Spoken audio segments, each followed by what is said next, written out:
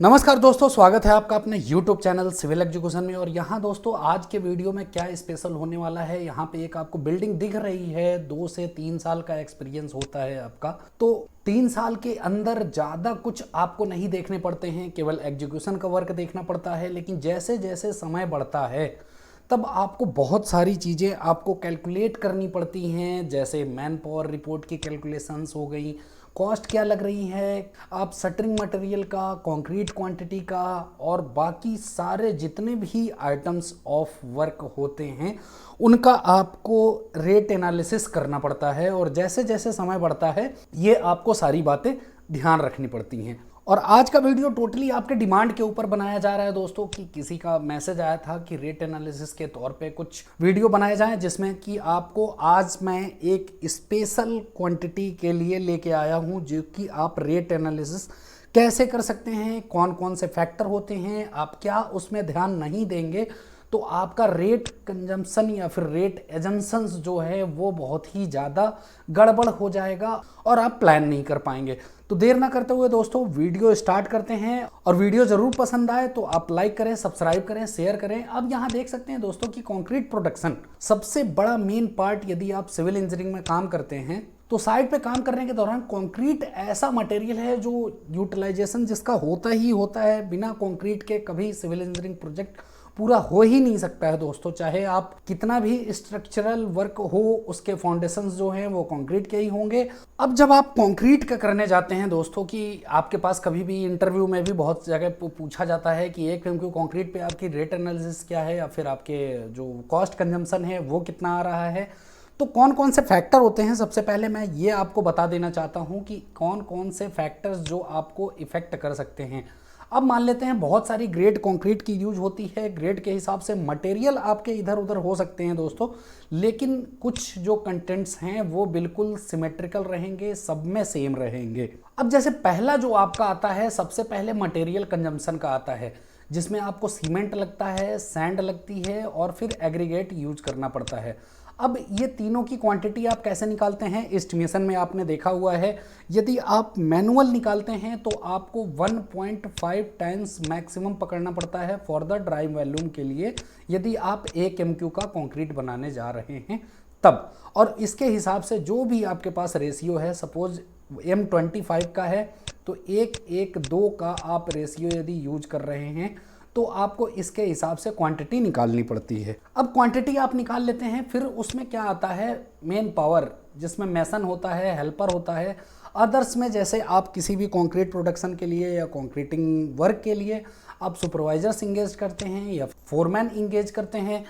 उसके बाद जो आती है पावर कंजम्पशन की बात आती है दोस्तों। अब पावर कंजम्पशन में आप कहेंगे क्या होता है, तो इलेक्ट्रिसिटी होती है। जैसे आपके बैचिंग प्लांट के प्रोडक्शन के लिए इलेक्ट्रिक की ज़रूरत पड़ती है, कंक्रीटिंग के लिए वाइब्रेटर चलाने के लिए ज़रूरत पड़ती है, लाइटनिंग की ज़रूरत पड़ती है, ये सारे इलेक्ट्रिक वर्क में आते हैं। फिर आता है वाटर कंजम्पशन। वाटर कंजम्पशन किसी भी प्रोजेक्ट के लिए आपने देखा है दोस्तों, बहुत सारे ऑब्जेक्टिव क्वेश्चंस में भी पूछे जाते हैं। ये भी आपका यहाँ से क्लियर हो जाएगा कि कैसे क्या करना है और कितने परसेंटेज कैलकुलेट करनी है।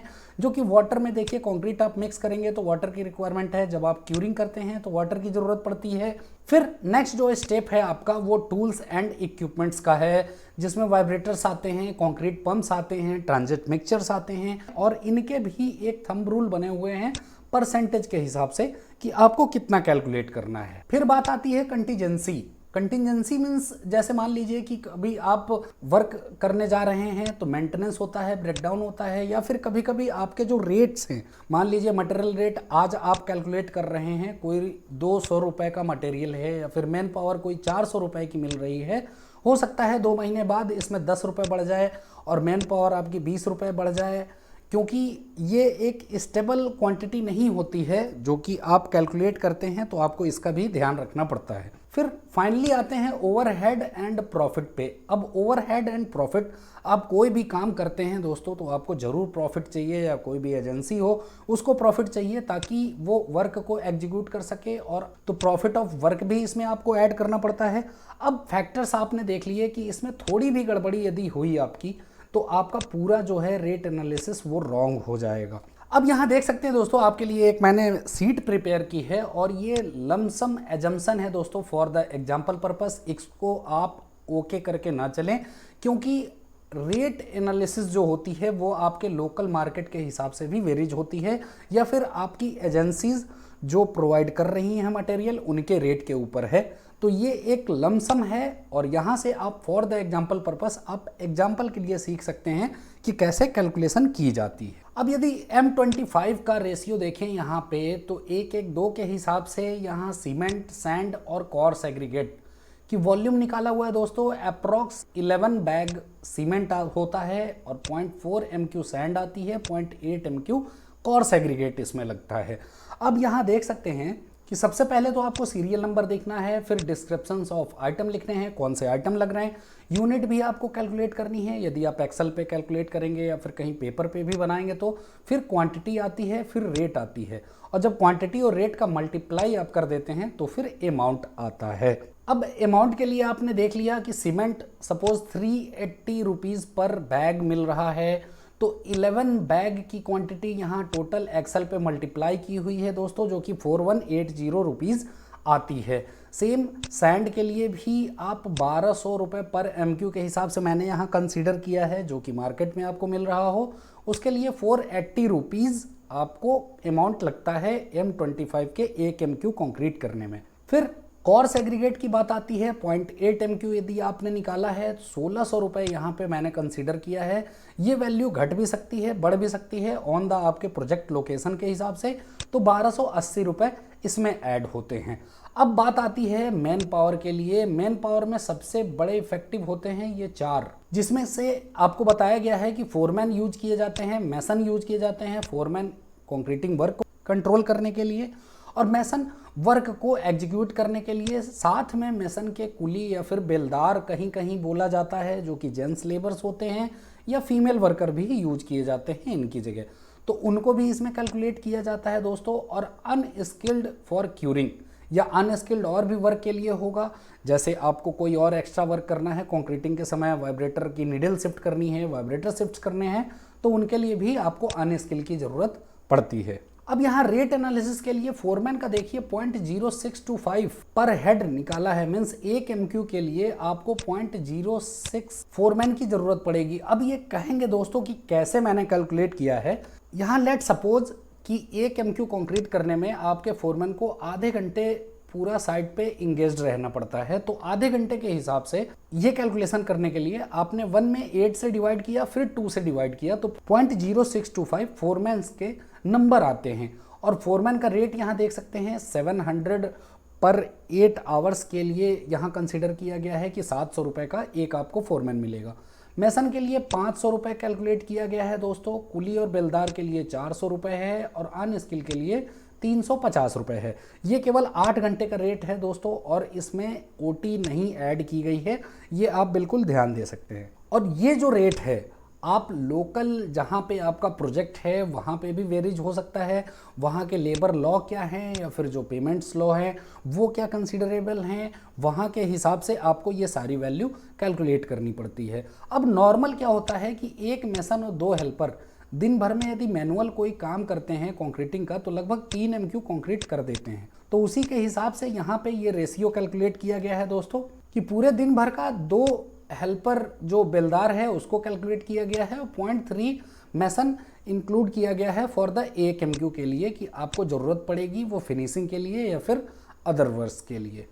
अब आते हैं अनस्किल। अनस्किल जैसे मैंने बताया कि आपको वाइब्रेटर शिफ्ट करना है या कुछ करना है, तो जितनी देर आपकी कंक्रीटिंग चलेगी उतनी देर वो वर्कर वहाँ पे इंगेज रहेगा। उसके बाद भी आप क्यूरिंग के लिए या फिर अलग चार्जेस के लिए, कि जैसे कंक्रीटिंग का कुछ मटेरियल शिफ्ट करना है, उसके लिए भी आप कैलकुलेट करते हैं, वो 70 रुपीज़ आया है 350 इंटू 0.2 करके।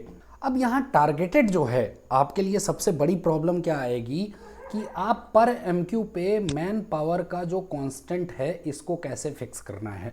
तो आप शुरू जब आप करने जाएंगे तो शुरू में दिक्कत आएगी दोस्तों, और जब आप कंटिन्यूअस 1 बार 2 बार 3 बार 4 से 5 बार आप डाटा बनाएंगे पूरे मंथ वाइज का, तब ये कैलकुलेशन आपके पास बिल्कुल परफेक्ट आएगी और वहां के हिसाब से आप बिल्कुल कैलकुलेशन करेंगे तो एग्जैक्ट कैलकुलेशन आती है। अब बात आते हैं कि आपने क्वांटिटी निकाल ली, क्वांटिटी के बाद पूरा रेट निकाल लिया, रेट को मल्टीप्लाई किया तो अमाउंट आया। अब अमाउंट यहाँ पे सब टोटल अमाउंट आपने लिखा है। क्यों लिखा है? क्योंकि यहाँ देखिए दोस्तों, मटेरियल आपने कैलकुलेट कर ली, लेबर कैलकुलेट कर लिया, लेकिन जो पावर कंजम्पशन है, वाटर है, टूल्स एंड इक्विपमेंट्स हैं, कंटिजेंसी है, फिर ओवरहेड एंड प्रॉफिट है, ये कैलकुलेशन मैंने आपको अभी कुछ देर पहले बताया कि सारे परसेंटेज में कैलकुलेट किए जाते हैं। इसलिए यहाँ पे एक लिस्ट बनी हुई है, देख लीजिए। टूल्स एंड इक्विपमेंट्स का लगभग 1.5 से 2% कैलकुलेट करते हैं। यदि आपकी 8 किलोमीटर के ऊपर लीड हो जाती है तब ये परसेंटेज बढ़ के 3 से 5% हो जाता है दोस्तों, ये आप ध्यान रखिएगा। तो मैंने 8 किलोमीटर के अंदर की लीड कंसीडर की है, इसलिए 1.5% टूल्स एंड इक्विपमेंट में कैलकुलेट किया है। फिर यहाँ जो पावर कंजम्पशन होता है 2 से 3% कैलकुलेट किया जाता है, जो कि इलेक्ट्रिसिटी सरचार्ज लगते हैं आपके वाइब्रेटर चलाने में या फिर कंक्रीट प्रोडक्शन में या लाइटनिंग के लिए, जब आप नाइट में काम करते हो उस कंडीशंस के लिए 2% यहाँ पे कैलकुलेट किया गया है। और ये जो आएगा ये सब टोटल के परसेंटेज के हिसाब से आएगा दोस्तों। फिर कंटिजेंसीज, जैसे मान लीजिए कि रेट कभी बढ़ जाता है या कुछ मटेरियल के रेट बढ़ जाते हैं या कुछ अदर इक्विपमेंट्स आप इमरजेंसी तौर पे प्रोवाइड करने पड़ते हैं, उन सब के कॉस्ट के लिए आप 3 से 5% कंसीडर किया जाता है, जबकि मैंने 3% यहाँ पे कैलकुलेट किया है। अब आते हैं ओवरहेड एंड प्रॉफिट पे। तो ओवरहेड एंड प्रॉफिट आपने नॉर्मल जब एस्टिमेशन देखा है दोस्तों तो वहाँ पे 10% आप कैलकुलेट करते हैं, बट यहाँ पे 12 से 15% मैं कैलकुलेट करके चल रहा हूँ, इसलिए लीस्ट अमाउंट 12% मैंने कंसीडर किया है। फिर आते हैं रिक्वायर्ड वाटर। तो वाटर के लिए एज पर दिल्ली रेट या फिर आप और अदर आप कहीं भी सर्च कर लीजिएगा, उसमें वाटर के लिए 1.5 से 2% की रिक्वायरमेंट होती है किसी भी प्रोजेक्ट के लिए। तो पर MQ के कंक्रीट के कॉस्ट पे भी 1.5% यहाँ पे कंसीडर किया गया है। अब ये सारी चीज़ें परसेंटेज में थी, तो यहाँ से क्या किया गया कि टूल्स एंड इक्विपमेंट्स का सब टोटल का परसेंटेज निकाला गया 1.5%, 105 रुपये आते हैं। पावर कंजम्पशन का 2% निकाला, 140 रुपये आता है। सेम 3%, 12% और 1.5% ये कैलकुलेट करेंगे तो 210 रुपये, 840, 105 रुपये आएगा दोस्तों। और ये एक्सेल पे पूरी कैलकुलेटेड है, ऑटोमेटेड। यदि आप कोई भी वैल्यू चेंज करते हैं तो ये टोटल वैल्यू चेंज हो जाती है। फॉर द एग्जांपल के लिए मान लेते हैं कि सीमेंट का रेट 380 की जगह 450 रुपये हो गया, तब देखिए टोटल वैल्यू आपकी चेंज हो जा रही है। 450 रुपये जब सीमेंट मिलने लगा तो वैल्यू देखिए कितनी ज़्यादा आगे चली गई है, 9,328 रुपये पहुँच गया है, जबकि सब टोटल 7,773 रुपये है। फिर से यदि 380 रुपीज़ चेंज किया तो देखिए वैल्यू फिर से चेंज हो रही है और 703 रुपये ग्रॉस आ रहा है, जबकि टोटल 8,404.5 रुपीज़ पर क्यूबिक मीटर आपकी कॉस्ट कंजम्पशन आ रही है 1 MQ कंक्रीट के लिए, जिसमें आप प्रोडक्शन से लेके आप पोरिंग तक का इसमें कैलकुलेट कर सकते हैं। तो इस तरह से दोस्तों रेट एनालिसिस किया जाता है। और यहाँ एक चीज़ और देख सकते हैं आप कि यहाँ किस तरह से यहाँ पे कैलकुलेशन की गई है। यदि इन सब में थोड़ी सी भी गड़बड़ी होती है या परसेंटेज में आपका ऊपर नीचे कुछ भी गलत यदि आप कैलकुलेट कर लेते हैं तो ये वैल्यू या तो बढ़ जाएगी या फिर घट जाएगी, और दोनों आपके लिए हानिकारक हो जाएगा। क्योंकि आप रेट एनालिसिस तो करेंगे, सपोज आपके प्रोजेक्ट की कॉस्ट 100 रुपये है और आपने गलत कर दिया तो या तो इसकी 110 रुपये कॉस्ट चली जाएगी, और यदि 100 रुपये से कम आ रही है मीन्स 80 रुपये यदि आपने कैलकुलेट किया है तो भी कहीं ना कहीं गड़बड़ हो रहा है। तो ये सारी बातें आपको ध्यान देनी है दोस्तों, और आई होप कि आपको समझ में आया होगा। अब मुझे विदा दीजिए, नेक्स्ट वीडियो के लिए आपका बहुत बहुत धन्यवाद इस वीडियो में बने रहने के लिए।